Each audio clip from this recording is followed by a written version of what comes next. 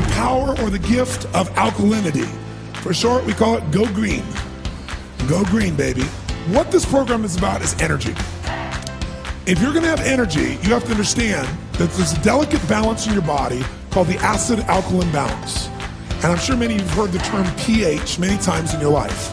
But usually you might hear it about a hair product or something of that nature, unless you were studying your body a little bit. But just as your body has to regulate its temperature, ideally at what temperature? 98.6, right? Too much variance either way of that, it affects your health, doesn't it? Your natural body temperature going there. You get up to 104, you got some real serious problems. Well, as important as your body temperature is, not the external temperature, but the body temperature that you're able to maintain consistently, there's another number that's equally important, maybe even more, and that is the acid-alkaline balance within your body. The pH balance is called. And there's a scale that measures how acidic to how alkaline any substance or environment is. And that scale's right here in front of you, and you can see that scale goes basically from 0, which is burning holes through something, to 14, which is very alkaline. 7 is neutral. Now, all the different parts of your body have a different need for acid or alkalinity, but the vast majority, and the most important one, the blood, has to be slightly alkaline. Slightly alkaline. Now, that alkalinity is 7.36, and much variance from that, and you got some challenges in your blood. Now, you can measure that directly with tests, but you can also measure your urine, or you can also measure your saliva.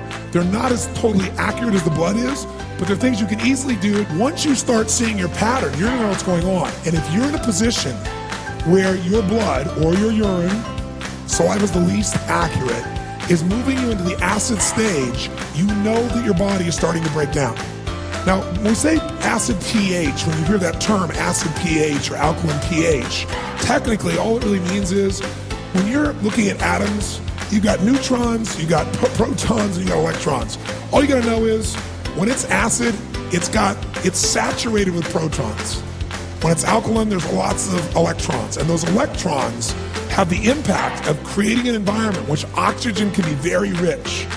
They also, that alkaline environment is what makes those red blood cells have a negative charge that makes them bounce off of each other so they don't stick together, so they flow through your body and you get the oxygen that you need.